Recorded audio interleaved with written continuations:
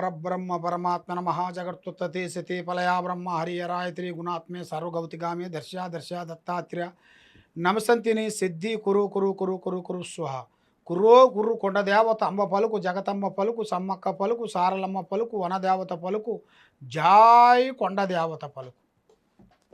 ప్రజలందరికీ నమస్కారము.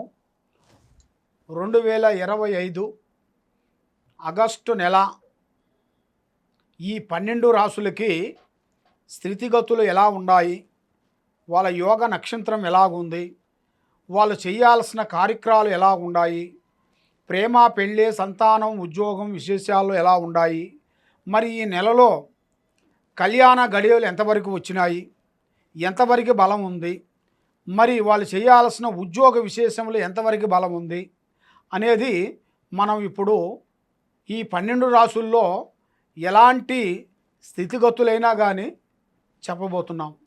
కాబట్టి మీ జాతక యోగాన్ని బట్టి, మీ యోగ నక్షత్రాన్ని బట్టి ఈ నెలలో ఏమి జరుగుతుంది, ఏమేమి జరగబోతుంది, మరి మీరు ఎలా శ్రద్ధగా ఉండాలి, మీరు ఎలా నియమంగా ఉండాలి, ఏమేమి పూజలు మీరు చేయాలి అనేది చాలా ఇంపార్టెంట్.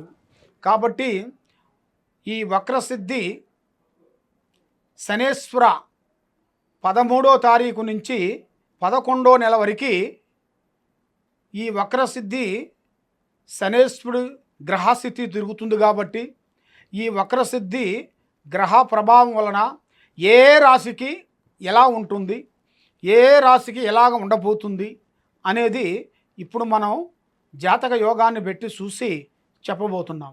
తదుపరి రాశి మీనరాశి. ఈ మీనరాశిలో ఉండవలసిన వాళ్ళందరికీ ధనప్రాప్తి యోగం, లక్ష్మీ యోగం, స్థాన యోగం, పూజ యోగం, మరి శుభ కార్యక్రమాలు విజయవంతమయ్యే మార్గాలు కొన్ని కనబడుతున్నాయి. కొన్ని ఆస్తులు వలన కొన్ని కొనుగోలుదారులకి, అమ్మే వాళ్ళకి, వీళ్ళకి కొన్ని సమస్యలు కొన్ని ఎదురయ్యే మార్గాలు కొన్ని కనబడుతున్నాయి. మరి ప్రేమ సమస్య చాలా వరకు విజయవంతంగా కనబడుతుంది. మరి ప్రేమ సమస్యలో చాలా ఓపిక, నిదానము, ఆలోచన ఉండాలి. నమ్మకం అనేది చాలా ఇంపార్టెంట్. మరి ఆ నమ్మకం లేనిది ఏది కాదు. మరి ఆ నమ్మకంతో ఏదైనా చేయాలి. మరి తల్లిదండ్రుల ఆరోగ్యాన్ని చాలా వరకు జాగ్రత్తగా చూసుకోవాలి. మరి భూమిలో వ్యవసాయంలో కూడా ఆ భగవంతుడు ఇచ్చిన అదృష్ట యోగ ప్రాప్తి ప్రకారంగా చూసుకుంటే మీకు ధనప్రాప్తి యోగం ఉంది. అంటే మీకు భూమిలో బంగారం దొరికే అదృష్ట ప్రాప్తి అనేది మీ జాతకంలో కనబడుతుంది. మరి ఎన్నో రోజుల నుంచి రావాల్సిన కొన్ని పనులు, భూములు అయిపోయినాయి, సికాకులు పడి గొడవలు పడి అయిపోయినాయి కూడా ఈ నెలలో మీకు విజయవంతమయ్యే మార్గాలు కూడా అద్భుతంగా విజయంగా రావాల్సినవి కూడా ఉన్నాయి.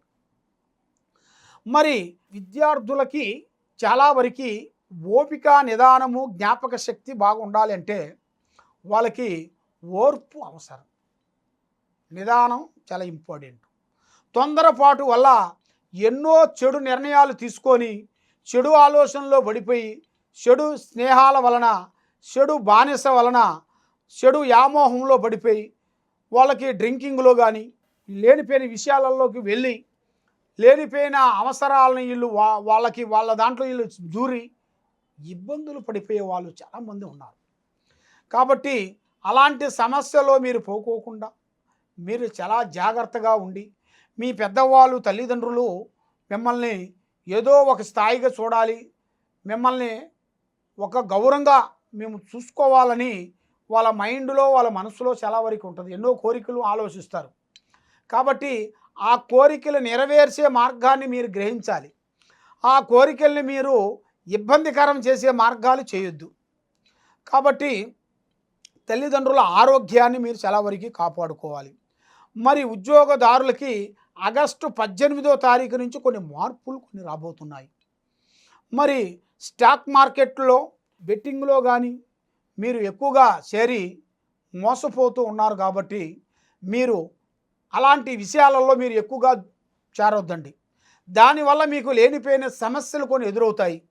దాని నుంచి లేనిపోయిన ఇబ్బందులు కొన్ని ఎదురయ్యే మార్గాలు కూడా కొన్ని ఉన్నాయి మీకు. కాబట్టి మిమ్మల్ని మోసం చేసి మానసికంగా మిమ్మల్ని వాళ్ళ చుట్టూ తిప్పుకొని మిమ్మల్ని అధోగతి పాలు చేసే మార్గాలు కొన్ని ఉన్నాయి. కాబట్టి మీరు ఏ పనికి వెళ్ళినా, ఎక్కడికి పోయినా మీరు పెద్దవాళ్ళ ఆశీర్వాదం చాలా ఇంపార్టెంట్. అమ్మా నాన్న ఆశీర్వాదం తీసుకోవాలి. పెద్దవాళ్ళ డైరెక్షన్ తీసుకొని వెళ్ళినట్టుకైతే మీ జీవితానికి ఒక మార్గము, ఒక పరమార్గం అనేది మీకు కలిసి వస్తుంది.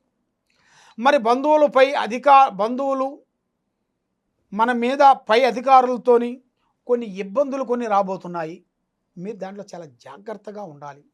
సంతాన యోగ ప్రాప్తిలో చూసుకుంటే చాలా వరకు విజయంగా ఉంది. ఒక స్త్రీ నుంచి మీ జాతక యోగమే మార్పు రాబోతుంది. మరి విదేశాల ప్రయాణాలు ఉన్నాయి. విదేశాలు వెళ్ళి అక్కడ విద్యారంగంలో కానీ చేసే కార్యక్రమాలు కానీ చేసే పనుల్లో కానీ పెద్ద పెద్ద పనులు మీకు అభివృద్ధిగా వచ్చే మార్గాలు కనబడుతున్నాయి. కాబట్టి మరి మీకు ఈ రాశిలో ఉండవలసిన వాళ్ళకి ఒక 3 గ్రహాలు ఘోషిస్తున్నాయి. ఈ 3 గ్రహాలు మీ మీద నుంచి తొలగిపోయే రోజు కూడా దగ్గరికి వచ్చేసింది. కాబట్టి మీరు చేయాల్సిన శ్రీ వెంకటేశ్వర స్వామిని పూజించాలి.